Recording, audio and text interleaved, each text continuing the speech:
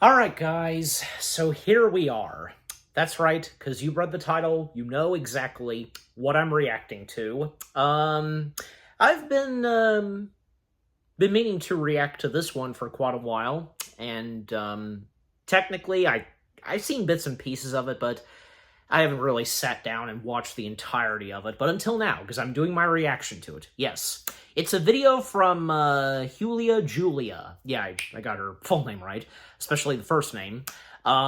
This video being all about, we have to talk about Disney's weird era. Yeah, I know exactly. And, well, judging by the thumbnail, because, yeah, the era of Disney that they went through in the early 2000s, that's for sure. Some of the Disney films that came out in the early 2000s, a couple of animated films, pretty interesting. Like, yeah, especially in the thumbnail, because, like, you know, from, say, Chicken Little, of course, Valiant, The Wild, and, I think, yeah, because a few of the, computer animated films that did come out even after, say, Chicken Little, like, I think, what, Meet the Robinsons and Bolt? I mean, those did good, but, you know, still. And also, like, yeah, the last batch of hand-drawn animated films at that time that came out, you know, unfortunately, because they didn't really hit the same mark as, say, how the past hand-drawn animated films during the Renaissance, how they did. But, you know, still. But I think overall, because with most of them that came out in the early 2000s, even as of now, we have more love and appreciation for them than they used to. You know, they did really at first. Because for a lot of us, we love and appreciate some of the Disney films of the early 2000s, like, say, Atlantis, Treasure Planet, Brother Bear, and, well, even say Meet the Robinsons and Bolt, right? So, you know, and as for some of the others, like, I don't know, because, like, Valiant and The Wild, probably not so much, but, I mean, I liked those, but, yeah. But, of course, you know, I'm sure for a lot of you, including me, we grew up during that weird era of Disney's, right? Because, golly, I remember when, like, you know, those movies came out, I remember seeing the promos and DVD trailers, all of that, and, yeah, I lived it. But yeah, we all did, so I'm sure, yeah, a good majority of you have as well. Us early 2000s babies. So I have no doubt, of course, that, and because, again, technically I've seen this video before, it's been a while, but obviously, because this is going to be so enjoyable from Julia Julia, which, by the way, I meant to, I don't know why I didn't. I guess that's because, for a while, I was not able to find this video until at a certain point that, okay, there it is, like, yeah. And when I put it in the list of videos I was going to react to, I put it in favorites, and now, even as I record this, I finally subscribed to her channel, so, yeah. If you're watching Julia Julia, you're welcome. Anyways. Alright, so, here we go. Let us see what this video has in store fully. Alright, so here we go. Again, the title of this video being, we have, the half is uppercase, we have to talk about Disney's weird era. Let's get this started, pump and running, in 3, 2, 1, in we go. The Disney Renaissance is commonly known as the period between 1989 and 1999, in which Walt Disney Animation Studios produced hit after hit of beautifully animated musical blockbusters, going down in history as some of the studio's greatest creations. The Little Mermaid, Beauty and the Beast, The Lion King, Aladdin, all classics that excel in storytelling and ushered in a new golden era for the Disney company. Unfortunately, every era ends, and in 1999, the Renaissance ended as a new medium was beginning to break barriers in the world of animation. CGI. Yep. After the establishment of Pixar and the incredibly successful release of Toy Story in 1995, the animation execs were all clamoring over each other for access to this new art form. Suddenly, the classics of the Renaissance paled in comparison to the 3D world. As the marvels of the computer took home the awards and snatched all the top box office slots, Disney suddenly was falling behind. Once you go up, the only way to go is back down. Disney gurus call this era the post-Renaissance. I prefer to call it the weird era. This Disney DVD is enhanced with Disney's Fast Play. You'll move to Bypass Fast Play. Select the main menu button. I remember that, of course. Fast Play will begin in a moment. From 2000 to around 2008, Disney churned out a series of movies that underperformed at the box office and largely failed to beat out their new competition in theaters. That being said, this by no means means that the movies themselves are bad. In fact, these were the movies that I grew up watching over and over again and loved the most as a kid. But what I'm specifically referring to as the weird era, and what I want to focus on today, isn't the entirety of the early 2000s. It's a period of specifically 3 years from 2005 to 2007, in which every movie released by Disney Animation was objectively weird. Premises were weird, the animation was weird, everything was weird. And look, I love weird. I'm weird. Weird doesn't mean bad, it's just weird. The movies on our roster today are Valiant, Chicken Little, The Wild, and Meet the Robinsons. You can argue that there are other movies that fall into this weird category, like Dinosaur, Emperor's New Groove, Atlantis, Treasure Planet, and Home on the Range, but in order to narrow this down so that I didn't have to watch and talk about like 10 different movies, I made a specific stipulation that all the movies had to be entirely CGI. Dinosaur was Disney's first CGI movie, but it's not entirely 3D animation. It utilizes live-action backgrounds. Treasure Planet, Atlantis, and Home on the Range all had elements of CGI, but largely still relied on 2D hand-drawn animation for the characters. I'm talking all CGI, baby, all of it. Anyways, that's enough. Some of the landscape is also probably clicked off already. hand-drawn, Let's get started. you know. All right. First Valiant. History. Now, my friends, you may be asking, Julia, be honest, did you make this movie up? I have literally never heard of this in my entire life, and you're so valid in that thinking, because that is exactly what I thought when I first read this on the list of Disney animated movies. In fact, when I found this DVD at a resale store and I took it up to the counter to purchase, the worker audibly laughed at me and said, "What is this?" And instead of saying "Oh, it's for a YouTube video," I for some reason said it's for a project, which I think may have been arguably worse. Valiant kind of gets ignored when discussing the Disney movies of this era because it kind of was Disney and it kind of wasn't. Valiant was distributed by Walt Disney Animation Studios in the US, but the studio themselves didn't actually animate this movie. That title was given to Vanguard Animation. The hope was that Valiant would be the first feature-length CGI film produced in Europe, and a lot of animators from Disney, Pixar, and DreamWorks hopped over the pond in an attempt to do so. And you know what? Now that we mention it, in order to talk about this movie, we have to talk about DreamWorks. Part of the reason Disney Animation got so weird during the 2000s was because a brand new player entered the ring. With Pixar, Disney didn't have to stress as much because they were in a tentative licensing and partnership agreement, and therefore they weren't actually competing, they were working together. DreamWorks, however, was essentially founded to be Disney's direct competition, built from the residual feelings of a hiring dispute and disdain a new one for next the to Disney Warner company. Brothers. DreamWorks was started by Jeffrey Katzenberg, Steven Spielberg, and David Geffen. If you're familiar with the ins and outs of the Disney company, you probably know of the Katzenberg lore, but I'll give you a brief explanation if you don't. Katzenberg was formerly the head and chairman of the Walt Disney Studios, helping to usher in the animation renaissance and broker the deal with Pixar to produce their content. Concerns began to rise internally throughout the company that Katzenberg was taking too much credit for the success of the animated releases, and was getting hungry for a higher level position, specifically Frank Wells' position as president of the company. CEO Michael Eisner apparently assured Katzenberg that he would get the job if Wells ever left the position, but when Wells tragically died in a helicopter accident, he failed to make good on that promise. Eisner instead took on Wells' duties himself, and tensions led to Katzenberg leaving in October of 1994. Later that year, he co-founded DreamWorks. At DreamWorks, Jeffrey Katzenberg now had the freedom to pursue whatever he wanted. From this freedom came a little movie created as a direct antithesis and satire of the Renaissance-era films that Katzenberg himself helped create.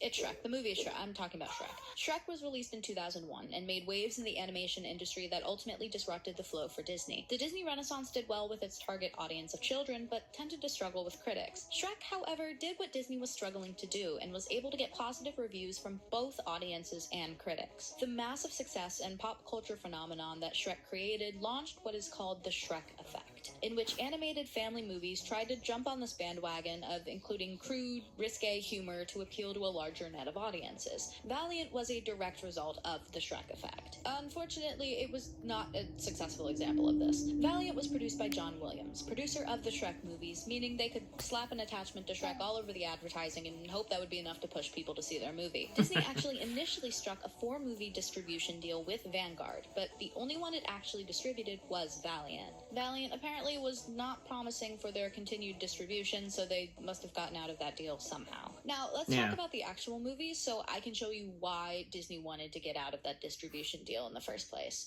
Appreciate the history. Alright, now play movie. Valiant is a war movie. Bear with me. It's inspired by real-life World War II war pigeons that served as military messengers throughout the world wars. The movie begins right off the bat with 3 Royal Homing Pigeon Service war pigeons flying across the English Channel to deliver a message, before they're ambushed by a Nazi falcon named General von Talon. Von Talon's falcons straight up murder a bunch of the pigeons and take their leader, Mercury, as a prisoner of war. After this intro, you meet the title character, Valiant, a small wood pigeon who's inspired by Allied forces propaganda and another war hero pigeon to sign up for the service. He spoke French. Oh, girls. Girl, keep it in your pants. He meets an uncouth pigeon Actual named audio Bugsy, of who's when they watched obviously it? this movie's attempt to capture that brash, sometimes gross humor Shrek was able to do. Unfortunately, most of the time Bugsy does not stick the landing, and for the most part, he's just gross. He joins Valiant to escape some thugs he cheated in a game, and they get paired up with other unpromising trainees and begin to train. Right off the bat, 20 minutes into this movie, it is obvious that the CGI is rough. And I'll cut them some slack. CGI in 2005, of course, is not what it is now. But movies like Toy Story were able to get away with it because they purposefully worked with what they had, using the blocky, plasticky look CGI had at that time to their advantage, as their main characters were toys that were supposed to look that way. Birds are not supposed to look that way. The pacing of this movie is weird.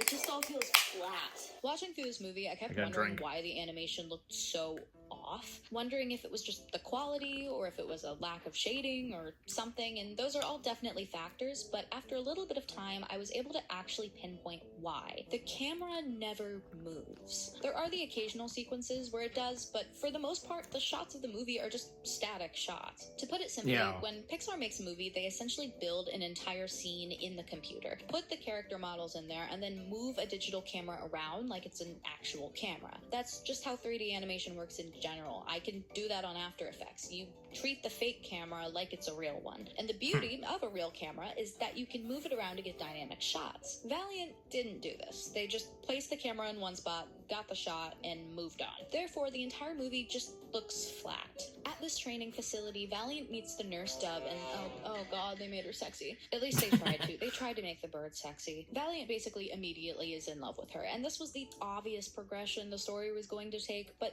there really wasn't any chance to actually build this relationship into something of substance. What? They didn't develop a relationship at all. It just immediately went to her. Well, this is the 3rd time he's been there. And Yeah, she but, like- saw his ass.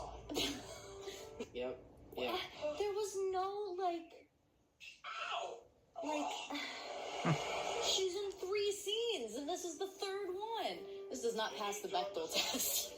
And this is another problem throughout the movie. They want you to care about these characters and their relationships, but you can't because it's too rushed. The birds all get deployed despite their training not being complete, and they try to do these heartfelt scenes where Bugsy tries to run away but eventually comes back and doesn't abandon them, and they've all bonded as a squad, but it doesn't work because these relationships haven't actually been developed at all, and we have no reason to root for them or feel connected to them. It's only like an hour long. There's no development. We're already halfway through the movie. And they're already going to war. Like, there's no development of any relationships. No. After the birds are deployed, their plane crashes, Oh Jesus. my god.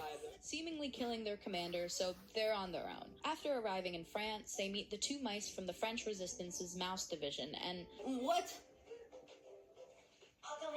oh, they made the mouse sexy too. God forbid these animals just look normal. There were some absolutely painful attempts at crude humor and innuendos from Bugsby to the French mouse that I just border on harassment. Do you speak French? Well, mais oui. Oh, well, does ooh la la la mean anything to you? Or va va boom?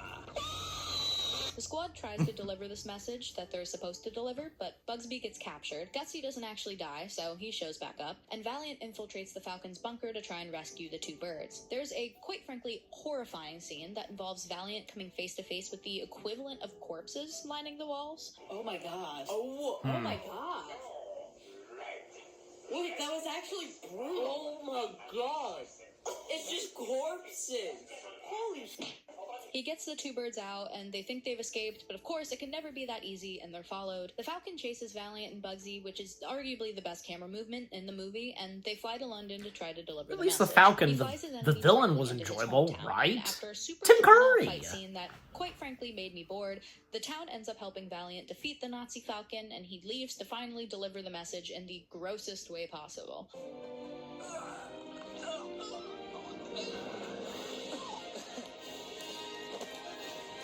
Well, The movie finally ends with a party scene in the bar with gross examples of pigeon relationships. I'm gonna throw up. I'm gonna What throw is up. this? I wanna throw up. This ending scene is awful, dude. And inspirational text at the end talking about animals being awarded medals for their bravery in war. Oh, and one white wolf pigeon. 32! As will be a common denominator in all 32. movies we're talking about today, critic reception was fine. Not good, not horrible, just fine. People thought it was a fine, safe movie for kids, but in general, the adults were bored and just generally agreed with the points I made regarding the animation and story issues. It wasn't anything crazy special, and it's not hard to see how Valiant quickly was swept under the Disney rug and pushed out of the zeitgeist of Disney movies, especially since they didn't actually make the movie, so they could kind of just forget about it and pretend it didn't exist. So, Disney tried again with the bird angle. and Valiant is on Disney Plus, by the way, so... Chicken Little. Up next, Chicken Little. After Valiant, Disney decided to try round 2 of the bird-centric movies, and this time make it themselves at Walt Disney Animation Studios. And before we start talking about Chicken Little, Well, obviously I need they you were guys to both being know done at the same time. I loved Chicken Little. I watched the movie all the time. I had a Chicken Little themed birthday party. I mean, look at this photo of Really? me eating Chicken Little at Disneyland. For Christ's sake, I'm over the moon. There's no logic as the I never word. got a chance to meet I Chicken just Little did. nor Abby. Chicken Little was Disney's first But I did fully see them at the computer parks. animated film, since, as I previously mentioned, Dinosaur combined both live action and CGI. After Yes. the underperformance of Please movies keep that like in Emperor's mind. New Groove and Treasure Planet and Atlantis, Disney's supervillain CEO Michael Eisner decided this must be attributed to the animation style and announced that Disney Studios By that would point, he remove became the a computer villain, so- animation. This resulted in them pulling 50% of their 2D animation staff and putting them through training at Industrial Light and Magic at Lucasfilm. What this also resulted in was a change to the already in development Chicken Little that was originally intended to be a 2D movie, forcing the staff to convert what they had already done in 2D to CGI. This came after major story changes already, like the changing of Chicken Little from a girl to a boy, after Eisner insisted that girls would see a movie with a boy protagonist, but boys would not see a movie with a girl protagonist. The plot went through several other major story changes, and by the time Chicken Little was getting ready for release, a lot was riding on this movie. There was a lot of pressure on Chicken Little to perform well in the box office, since Disney movies had been consistently underperforming, and there were tensions between the competing companies of Pixar and DreamWorks. The agreement Disney had with Pixar to produce their movies was ending, and Pixar had clearly been doing well enough for themselves to not necessarily need Disney's help. By the time Chicken Little was being released, Michael Eisner had stepped down and Bob Iger was the new CEO. The studio was in talks to resume their partnership with Pixar and negotiate a new deal, but Chicken Little was becoming instrumental in this as a negotiation tactic. If Chicken Little performed well, Disney would prove that they didn't necessarily need Pixar to produce successful movies and could negotiate for less money. If it didn't perform well, it proved the opposite, and Pixar could have leverage to ask for more money, as well as argue that Disney didn't even have what it took to produce CGI movies. So, was Chicken Little successful in negotiating for Disney? I mean, you probably know the answer, but let's talk about the movie first. It was. Dad, I love Chicken Little. You like f***ing Chicken That's Little? not at all what I said. Julia! I loved this movie as a kid, and after watching it again, I can confidently say that I still love this movie. I also must I do emphasize too. that I watched or rewatched none of these movies completely sober, so that Go watch my probably has review, something what I do had to with say my about it. experience. Chicken Little is the classic tale of the boy who cried wolf. Except Chicken Little cried "the sky is falling" and then was ridiculed by his community for an entire year. Which is really wild. They really had nothing else to talk about in this town, huh? They made fun of this child and his single father for having an active imagination. Sure, he may have caused a citywide panic and a lot of property damage. There's something that just now popped in my head. I'll bring it up after this is done. This whole video.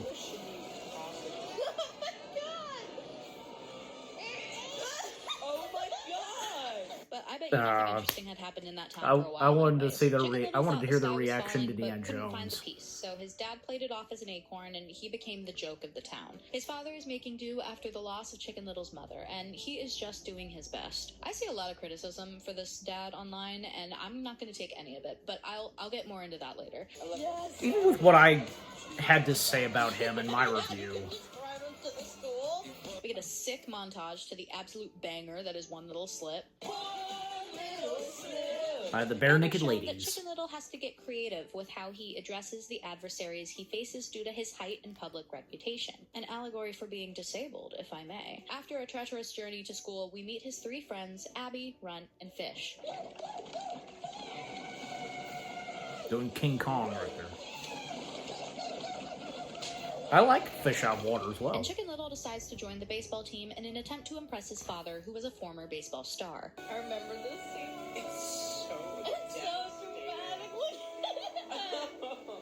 There's a lot of baseball training footage. It's fun, it's whatever, but there ends up being a big game where Chicken Little hits a home run and single-handedly turns his reputation around, winning the game and becoming the hero of the town. He's got a picture of his dad in his room. Good night.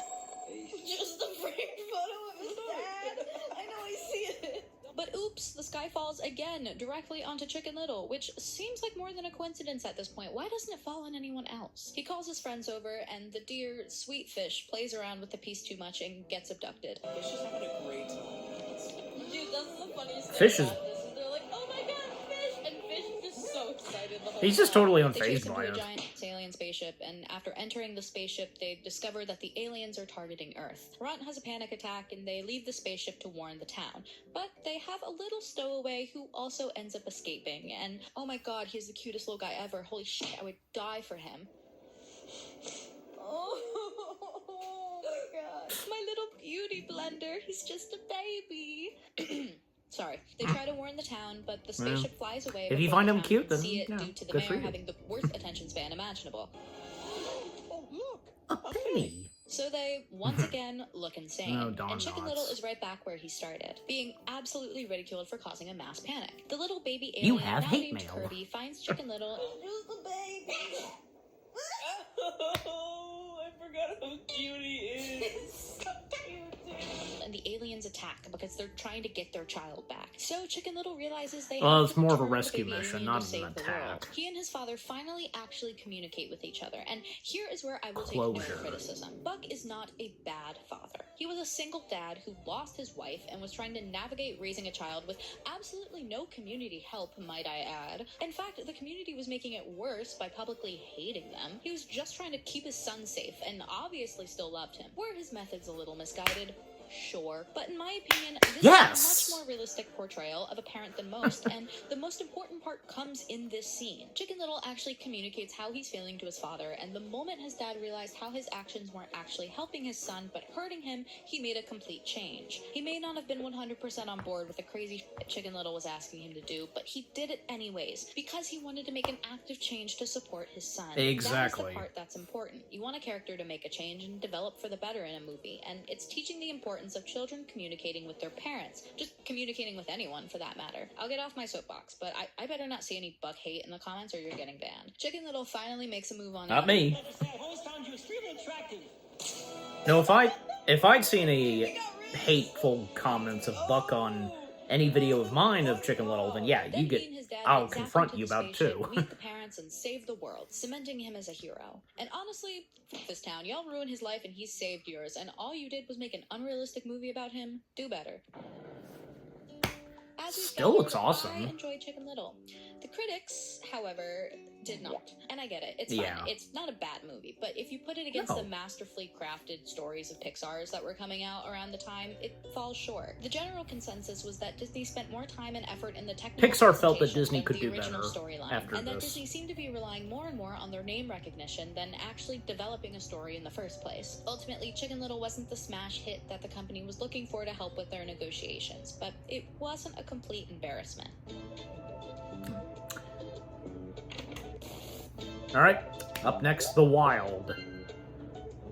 If we're learning anything today, when you go up, you gotta come back down. And although Chicken Little wasn't necessarily an up, The Wild is definitely a down. The funny thing is, I also loved The Wild as a kid, but where my love for Chicken Me Little too. held up as I grew up, The Wild did not, and was most likely just a product of watching something silly as a kid and thinking it was fun. So let's explain this movie most of you probably don't remember or have never heard of. The Wild is another movie that wasn't actually animated by Disney, but simply produced by them, and distributed by their company, Buena Vista Pictures Distribution. The Wild was animated by Core Digital, which is a Canadian film and TV company specializing in special effects and computer animation. Disney invested in Core as a possible new alternative to Pixar since, take a shot every time I mention this, their initial partnership with the studio was ending. The concept of The Wild had been in various stages of I'll drink to development that. since 2000, originally intended to be partially CGI, partially live action like Dinosaur. After Dinosaur did poorly, they scrapped that idea and decided to make it fully CGI, outsourcing it for budget reasons. Now, you may take a look at this DVD cover and think, this looks mighty familiar. Almost as if this exact concept was already made, and its creation resulted in a massive franchise Yeah. from other competing animation Madagascar came first, do anyways. you see what I'm getting at here? A massive issue with The Wild was that it was too similar to the DreamWorks movie Madagascar, which had been released just a year prior. It also But they were- contained glaring similarities to The Lion They King technically and were still Finding Nemo, different. But let's actually talk about the plot of this movie first. Yeah, the plots to both this and Madagascar were both different, Guys, so... The Wild is the only one of these movies that I am alone for when I'm watching it. Milo's not here with me. And that's because he didn't want to watch it, and I don't blame him. So this movie I would've starts off watched with it. Samson the Lion narrating. If I was your friend, I'd come over to your place and I'd watch it with you. Ryan. I will say right off the bat, the animation in this beginning portion of the movie sets a standard that is immediately ruined when they transfer over to the actual animation. Because this style is 10 times better and cooler and more unique than the hyper-realistic CGI they try to do. The setting transitions to Central Park Zoo, where Ryan tries and fails to roar for a crowd of onlookers. Ryan is immediately upset about this and wants to go to the wild to learn how to roar like his father, but Samson shuts down that idea. Now, let me talk about Ryan, because Ryan is insufferable. Here? I'm so tired of hearing that, Dad. I hate him. He's just whiny, and for some reason I can't stand him. After the zoo closes, all the animals leave their enclosures for a very intense game of curling. God, I wish I was in the writer's room when they just spitballed that idea. They're like, what sport should they play? Soccer? Football? Curling. We meet our Curling? lovable, What does it even putting mean? lovable in quotations, gang of side characters, including Benny They're- the squirrel, they're playing a Richie the game giraffe, with Larry the turtles. anaconda, and Nigel the koala. Benny is invested in an unconventional romance with Bridget the giraffe, who wants nothing to do with him. Did you get that out of the trash? Oh, you did, you little trash picker. Oh my god, that sounds like a slur. Larry is your typical dumb, lovable trope, except he isn't really lovable, he's just dumb. Nigel the koala is the zoo's mascot, who hates he the could be- fame and is also British. I'm not coming. I'm a vicious jungle animal from the streets. The snake, you know, Ryan he's and voiced by his Richard friend ruin the Kind, curling so... game by And triggering Eddie Izzard Stampede, and Samson is gets Nigel. upset with him. Ryan goes off to pout and brood on his own like an angsty teen. It's like that scene in High School Musical when Troy's looking up at like himself. He goes into No, a green what a shipping coincidence, container maybe? and then gets trapped in there like an idiot. You dumb bitch. Samson immediately is like, I have to go after him and save my son. So they get info from some pigeons, which is, I'm just gonna show you the scene. I'm not sure how to feel about it, and like, it's racially insensitive undertones.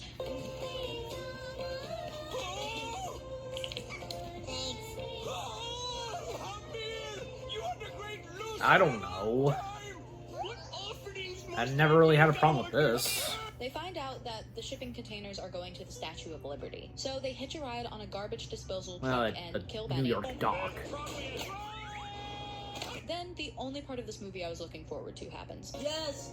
Yes! Clocks by Coldplay plays. Balls and ticking clocks. I'm gonna have to cut all of this for copyright. I think the biggest thing I took away from this movie as a child is that it made me love the song Clocks. I don't know why.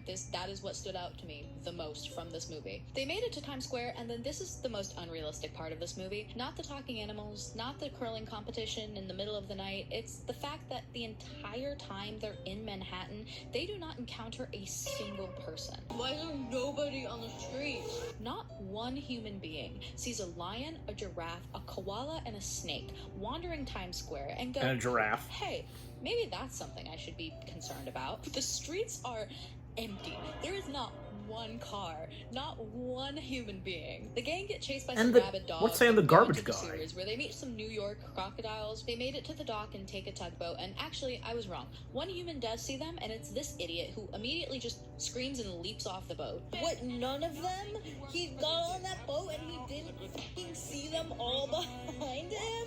Hey guys, remember Benny? Remember when they killed the squirrel? Oh, wait. Let him kill him. Surprise! Benny isn't dead, and he arrives with a bunch of geese that help them follow the boat with Ryan on it. They travel for days, and the only one who seems to lose his mind is Nigel for some reason. Stop laughing at us, you solar twit! They make it to Africa, where they realize the containers are to evacuate animals from the island where there's an active volcano about to go off. I can't believe this is how I'm spending my evening watching this movie. Ryan, however, panics and instead runs onto the island with the exploding volcano. As per usual with these movies, the plot kind of gets funky in the second half, so you're just gonna have to bear with me. Nigel gets captured by a bunch of wildebeests who think he's like their great leader or whatever that was prophesized to come help them defeat lions. What in God's name is happening? It's revealed that Samson never actually came from the wild and was actually born into the circus, so they have no one to protect them. Apparently, all their safety was in Samson. They split up, Bridget and Larry are also captured, and the wildebeests go after Ryan. Samson gets pushed over a cliff while Ryan is captured. Ryan, you're so useless. You are useless, brother. Benny finds Samson, who miraculously isn't dead or even remotely injured after falling off a 20-foot cliff. They follow Samson's You gotta give instincts the movie to the this. volcano, Benny is such a which turn good, out to loyal actually friend be to brilliant. There's a Samson. battle, Ryan finally roars, the wildebeests are suddenly inspired by the father-son love between the two and turn on their leader. Samson defeats the leader with seemingly a supersonic roar. What? What? Then they all get on a boat and hightail it off the island. Put it in reverse, Terry. Oh my God, look at that. That looks horrible. Oh, that CG, that is the worst CGI in this movie, I think. And in what quite possibly is the worst scene in this entire movie, the movie ends with a random dance party. Oh God. Oh my God, this is the worst. Oh, this is the worst. Oh, this is the worst thing I'm about to see. No, no, no, no. This is the worst thing of a movie I've ever seen. Do you think the animators were satisfied? I don't And know. that's the wild. As expected, the humor in this movie tries to rely on crude and gross jokes that make me say ew a lot. In fact, here's an ew counter of every time I said ew while watching this movie. Ew. Oh, Sammy, you got vitamin B. Ew. Ew. Ew. Ew. Ew. Ew. Ew. Ew. Ew. Ew. Ew. I will say, 14. CGI isn't as horrible as I thought it would be, and technologically it is impressive. I'd love to for hear its the time, full but audio, it just has this weird, footage unnatural of, look to you it know. that isn't softened by the characters at all. It's just clear that this movie is trying so hard to capture the same energy that the DreamWorks movies capture, but when Disney has built itself up to be a pioneer of heartfelt stories, it's really hard to successfully have both. As I mentioned previously, this movie wasn't received well due to its unoriginality and similarities to already course. existing movies. It was also criticized for its uninspired character animation and obnoxious banter, and a look that borders on the uncanny valley effect. In general, the most positive thing people talk about is how realistic the animation is, but it's kind of too realistic. Nice to Mickey the Mouse point where earrings, it by the way. looks weird. In fact, this movie was received so poorly that it straight up shut down the core animation division. They made this one movie, and then they never made an animated feature again. The Wild killed them. All in all, this movie That's wasn't as bad as I unfortunate. thought it would be, but it certainly wasn't a triumph of To Disney think that Will storytelling, Vinton and like with was a Valiant, producer it's of The easy to Wild. understand why If Disney you know, you so know. quickly swept this one under the rug and never referenced it again. In fact, it was more of an experiment, if anything, a chance to see how audiences would react to a different type of storytelling in a new animation studio. An experiment that ultimately failed. Yeah. Unfortunate. But I don't know, because I'm one of those few people that actually like The Wild. Alright, here we go. Last but not least, Meet the Robinsons. To close up what I've deemed the weird era, we have Meet the Robinsons. This was another one that I loved as a child and still love as an adult. Me too. It's become a bit of a Disney cult classic But why after a bit weird? of time, and many argue it's one of the most underrated Disney movies of the 21st century. Meet the Robinsons is based on the 1990s Not even being children's featured in book, the A end Day credits with of Wilbur Wish. Robinson, by If the you know, you artist know. William Joyce. Joyce held ties to the Disney company prior to this, having started his career as a storyboard artist for Toy Story. Prior to Disney's involvement, Joyce had pitched the story as a live-action movie to several different filmmakers, but had little success, and settled on making it an animated feature with Disney. Meet the Robinsons brought to Disney Animation Studios the challenge of animating CGI humans for the very first time, which Pixar had already done successfully with the creation of The Incredibles. Therefore, animators took a lot of inspiration from Pixar's techniques and utilized them to design the CGI characters. The studio originally planned to incorporate Joyce's art style into the animation of the film, but it was slightly reworked due to his stylistic involvement in Blue Sky Studios' movie Robots. Production for Meet the Robinsons had begun in June of 2004, and So they was couldn't do scheduled that for much. They couldn't do it 2006 fully, release. 100%. However, while the film was in production, it was announced that Disney would acquire Pixar, and John Lasseter was to become Chief Creative Officer of both Pixar and Walt Disney Animation Studios. After Lasseter saw an early screening of the movie, he suggested some changes, which were a little more than some, and eventually resulted in scrapping and redoing around 60% of the film. Okay. Right, now on to the movie itself. This is the only one with no... Oh, okay. Meet the Robinsons starts right off the bat Okay. with the backbone of every good Disney movie, a dramatic and sad backstory. The story focuses on Louis, an orphan and aspiring inventor and scientist who decides he's going to find his birth mother that left him on the doorstep of the orphanage 12 years ago. He invents a memory scanner to help Jeez. him identify her and takes it I to a feel school tired. science fair where he meets Wilbur Robinson. Wilbur claims no, to be this from the fair's not future boring and me. warns him about the bowler hat guy who stole a time machine. Bowler hat guy has a sentient bowler hat who goes in and messes up Louis's machine, causing it to malfunction during his presentation and wreaking havoc on the science fair. Louis leaves, and the bowler hat guy steals the invention to pitch as his own. Wilbur finds Louis and tries to convince him to fix the memory scanner, and ends up using his second time machine to take him to the year 2037, which, side tangent, that's only 12 years away. There is no way it's about to look like this in 12 years. God, I wish. Louis brings up 12 a great years point, for which is, well, Louis why to don't get I just what, use in this his time machine to go back and see my 30s? mom? I don't know. And the boys argue and crash the machine. Wilbur ends up convincing Louis to fix the time machine by agreeing to take him back to see his mom. While at the house, Louis meets the rest of Wilbur's family, who Perfect are timing, 'cause pretty lip sync insane. Like, mom. certifiably so, but in a fun, quirky way. I think, in my opinion, the craziest one is the man married to the hand puppet. But there's Men in the Plants, there's a big octopus butler guy, Bud, who has a face on the back of his head and is searching for his teeth, and a frog band who rock, and I think may actually be a part of a secret frog mafia or something. But probably in a good way. A good mafia, I guess.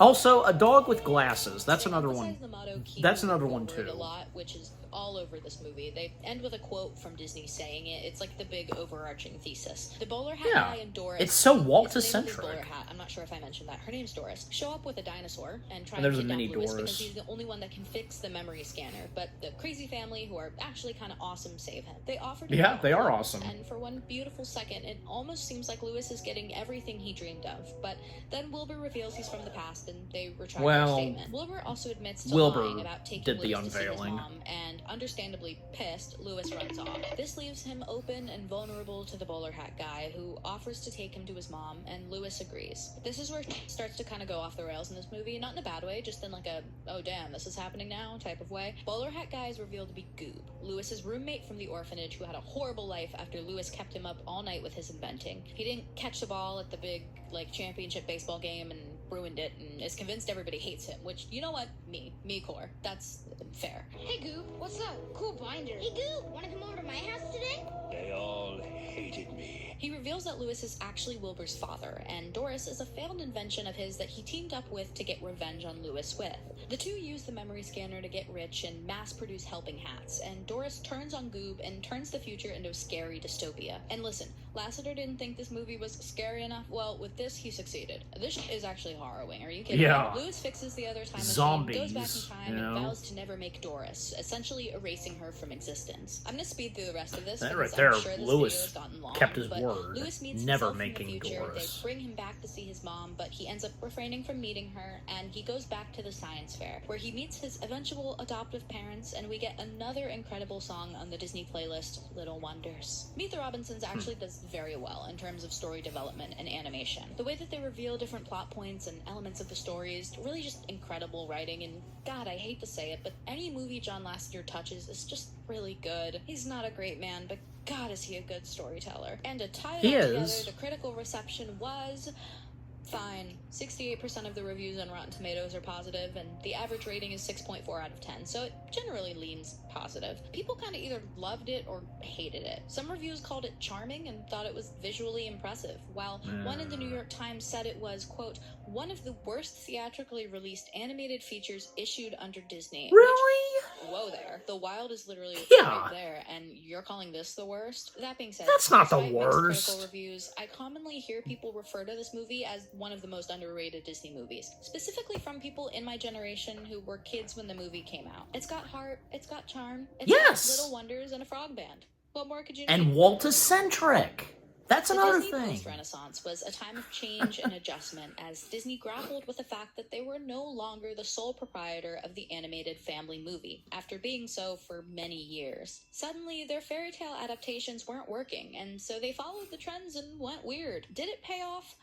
Not necessarily, but at least you could say that the movies were original and they were trying new things in comparison to the 5 million sequels and live-action adaptations that we see Disney churning out today. The current state of Disney releases can be its own video in itself, and it is, made by many other YouTubers, but it comes as a direct reflection of what makes them the most money. These weird-era original movies didn't make them the most money, and what they made money with, and what eventually started the next Disney era, titled the Revival Era, was The Princess and the Frog, in which they went back to their previous successes and created a 2D movie that's a musical adaptation of a fairy tale. They then utilized this to combine CGI with the fairy tale musical adaptation to make Tangled and Frozen, and we all know those were both successful. Disney tried to follow what other animation studios did and be weird, and they discovered that weird wasn't what their audience or the critics wanted. Weird was better left to DreamWorks. You can say, in a way, that Disney is in another weird era. The era we're in right now is a direct result of the era that happened in the early 2000s.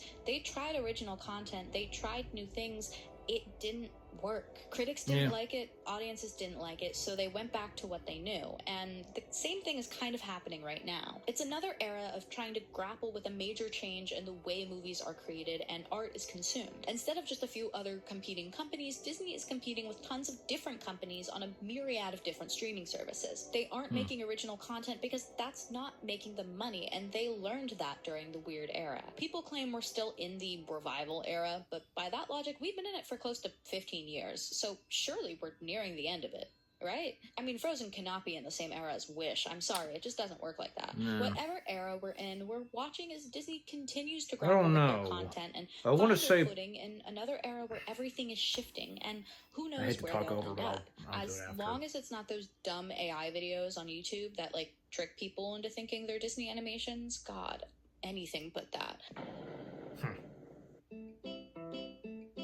That's all. Okay.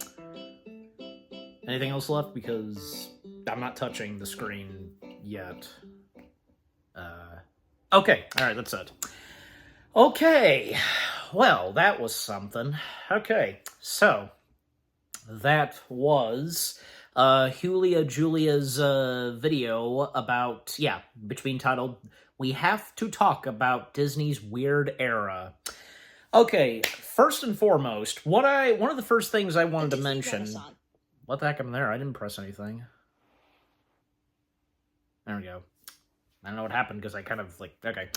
Alright, as I was about to say, first and foremost, what I wanted to mention was that when it came up to Chicken Little, because I was thinking of something, and if you caught what I said, then you know, I don't know, because shout out to Julia Julia. I don't know if she's going to be watching this or not, but hey, I hope you enjoyed my reaction to this, because I bet you didn't expect there to be a reaction video to one of your videos.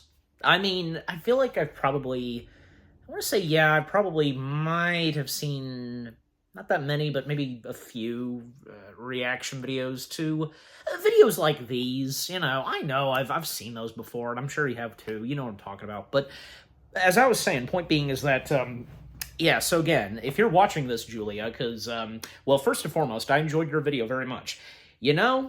I don't know, because had I known you loved Chicken Little so much, I don't know. I mean, it would have been up to you. I would have been down if you would have, I would have been down for this, and, if I thought of it, but of course I didn't, but it all turned out fine, because I would have been more than happy to have you to guest star, review collab on Chicken Little and such right here, so, on the Little Blue channel.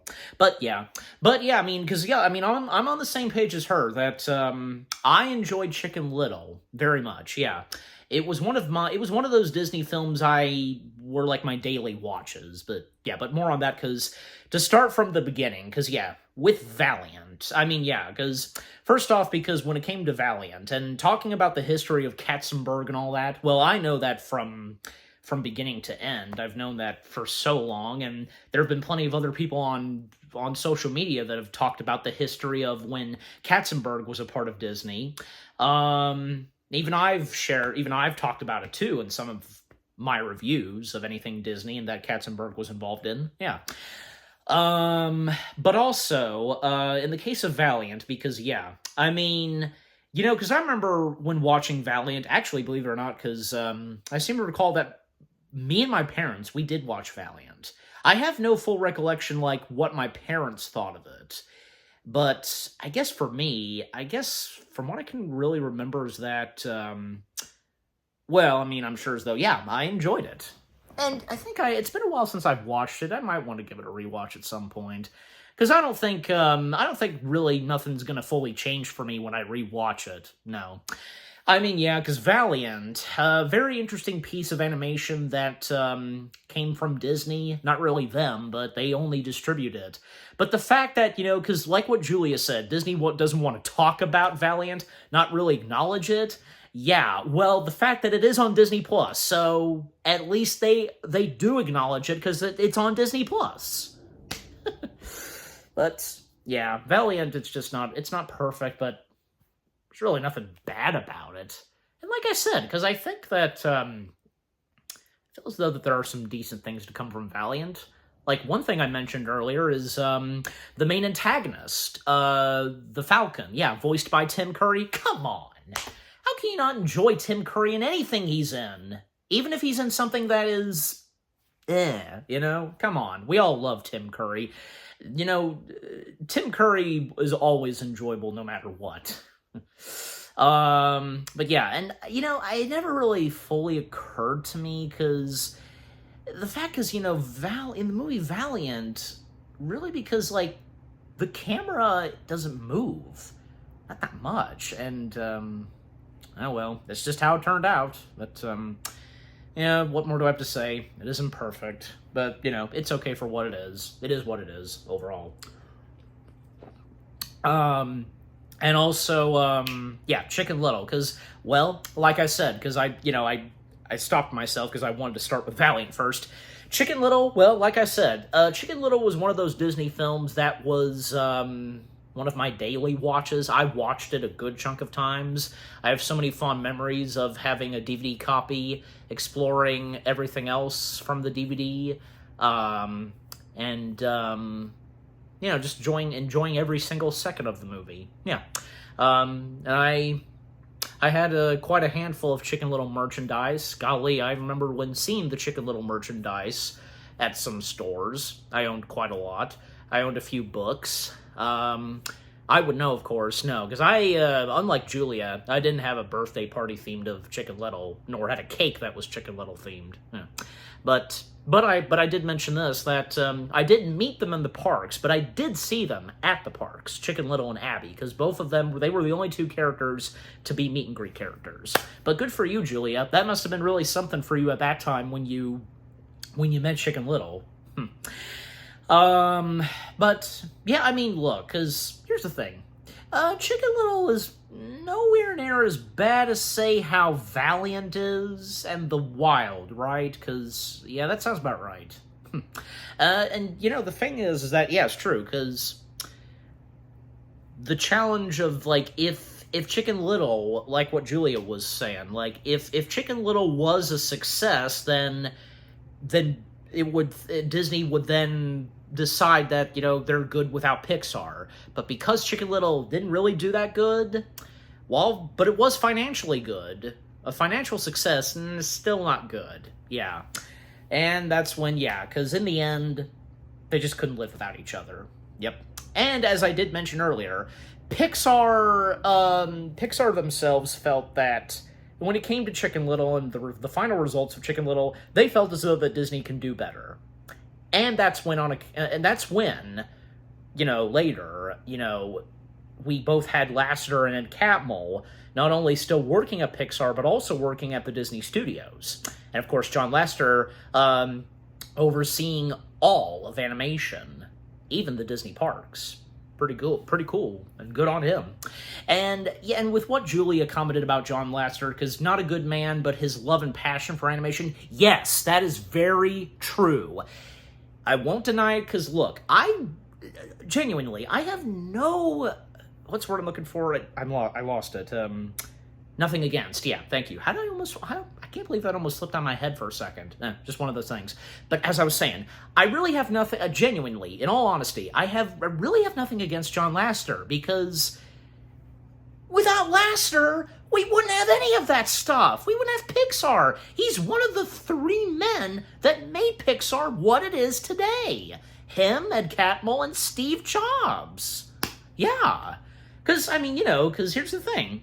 Steve Jobs invested in Pixar. He bought Pixar and made it become its own thing. Ed Catmull, he was responsible for the computers and technology, and for John Lasseter, art and animation, bringing characters to life in the world of computers. See? Yeah. And to quote John Lasseter, because a good quote from him, art challenges technology, and technology inspires the art. Yeah, art challenges technology, and technology inspires the art. Yeah, best said by him. You know, and just look, again, yes, John Lasseter, he's had some issues. I'm well aware, but let's face it. His love and passion for animation, there's just no denying that. No denying that. Yeah. It's a shame he's no longer a part of Disney and Pixar, but the legacy that he leaves off for both of them, especially Pixar, of course, it'll never be forgotten. Yep, in a good way. Anyways, but I mean, yeah, because like, I mean, when Lasseter came in, and now what's the word I'm looking for now? Because overseeing and shaping things up at Disney, especially. Yeah, it all turned out good, and starting with Meet the Robinsons, you know, the fact that when he saw a first test screening of Meet the Robinsons, there had to be some changes and all that, 60%? Yeah. Which, you know, didn't turn out that bad, because with how Meet the Robinsons turned out in the end, pretty good. And, yeah, it's true, because the fact that Disney couldn't really have Meet the Robinsons be really close to William Joyce's animation style, you know, with the characters and all that 100%, because, again, on account of, at that time, robots, which is, yeah, is understandable. So, what, they were only able to use, 70%? Probably, or 60? I don't know. You do the math on that, or if you know. Yeah.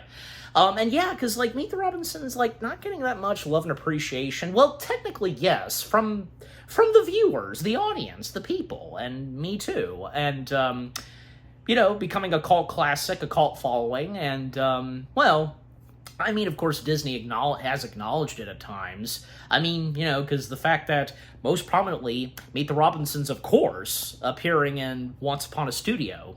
And not to mention, one of the Meet the Robinsons characters getting a voice line in Once Upon a Studio, Carl the Robot, one of my favorite characters, and I'm sure the same goes for you.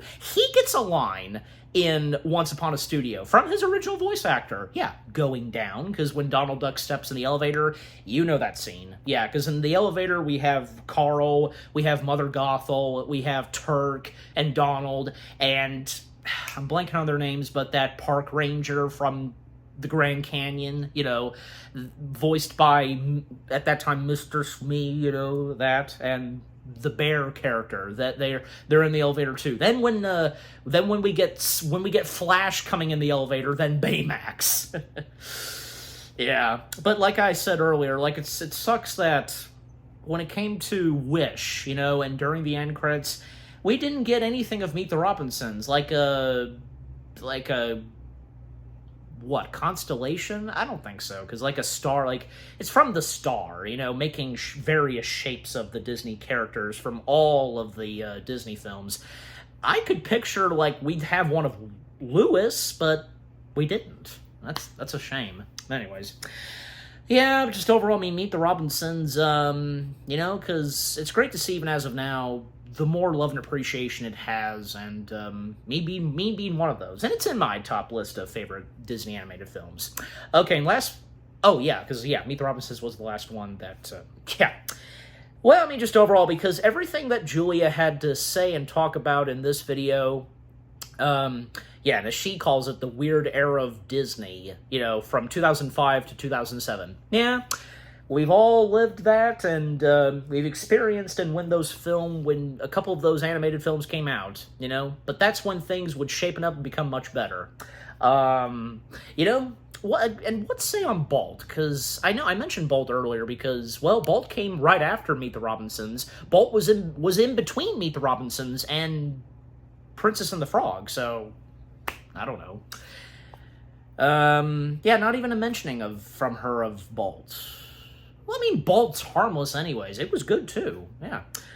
Anyways, but yeah, I mean, like what Julia said, like, the revival era, because it started with Princess and the Frog, and here's another thing I wanted to mention, because it's that, when John Lasseter and Ed Catmull, they stepped in, being in charge of the Disney Studios, one of their attempts to do was to bring back hand-drawn animation. Yeah, especially at the time when the Pixar Story documentary came out, and Ed Catmull mentioning it. Yeah, that they're going to bring back hand-drawn animation, and which they did so.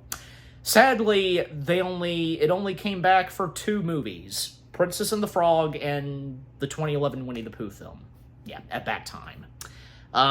You know, especially at that time, what a great way for the last hand-drawn animated film of Disney being Winnie the Pooh. You know, because let's face it, Winnie the Pooh and hand-drawn, the world of hand-drawn animation, just so memorable, so delightful and charming. You know what I'm saying? Just, yeah.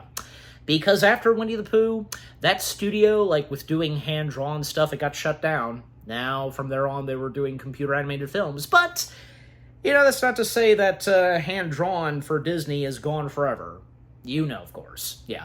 Anyways, but I would like to think that when the revival era came to an end, probably it was around the time, probably before, say, the 2020 set. Before, I mean, even right around when Disney Plus officially hit.